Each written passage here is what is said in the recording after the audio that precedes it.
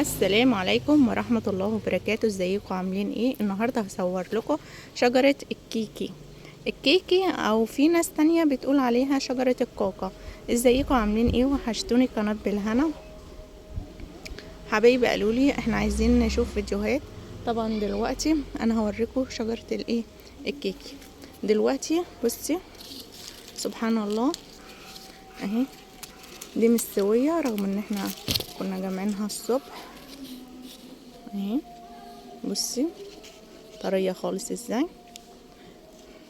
وفي ناس بتجيبها خضرة، الخضرة اللي تبقى زي كده اهي، بس لسه ما استوتش، لسه هتستوي.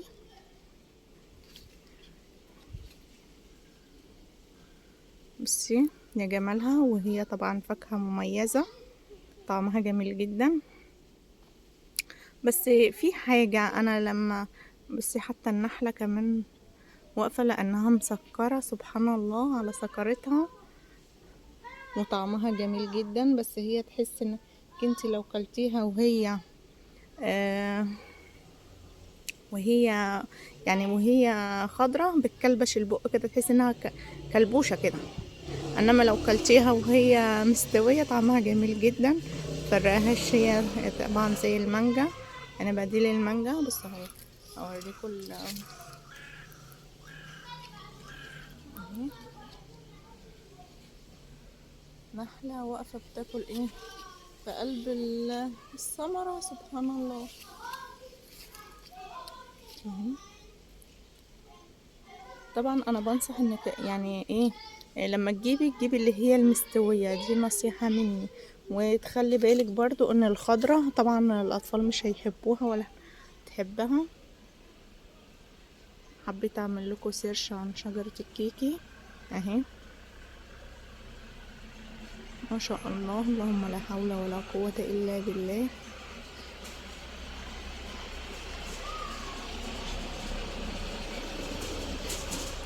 في ناس بتقول عليها الكاكا بس حتى الاطفال ما بيحبوش الاسم. احنا قلنا الكيكي بقى علشان ايه؟ عشان خاطر اسمها بس.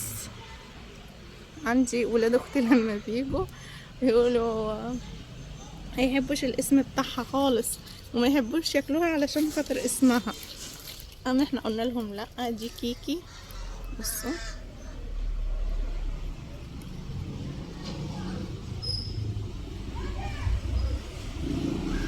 عايزه اعرف برضو فيديوهاتي اللي بعملها بتعجبكم ولا لا، عايزه اعرف.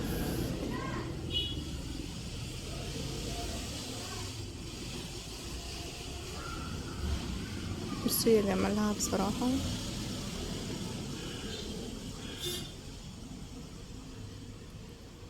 طبعا هي الشجره كانت محمله، بس هي دلوقتي خلاص بقى تعتبر في اخر المحصول بتاعها.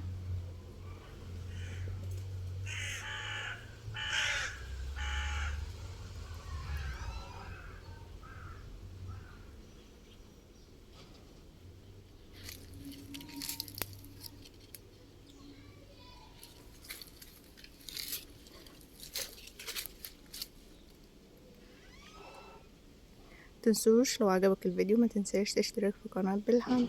والسلام عليكم ورحمة الله وبركاته.